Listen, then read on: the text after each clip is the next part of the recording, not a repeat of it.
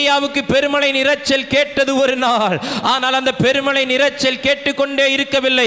ஒரு நாள் அந்த பெருமழையிலே நனைகிற பாக்கியத்தை எலியா பெற்றது போல இந்த காலை நேரத்திலே அநேக மாதங்களாய் வருஷங்களாய் தேவனுடைய சத்தத்தை கேட்டுக்கொண்டிருக்கிற, தேவனுடைய வாக்கு தத்தத்தை கேட்டுக்கொண்டிருக்கிற உன் செவிகள், ஆமேன், இன்றைக்கு அதை கேட்டுக்கொண்டிருக்குமே. ஆனால் இனி கேட்கிற காதுகள் போய் பார்க்கிற கண்களை உனக்கு தருவாராக. உன் கண்கள் அதை பார்க்க போகிறது. நீ பிரவேசிக்காத எல்லைகளுக்குள் you are going to step into a new boundary.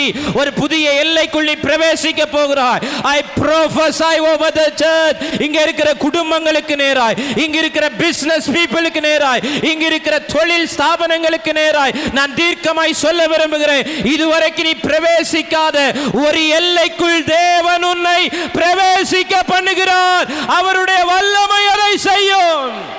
Amen. Hallelujah.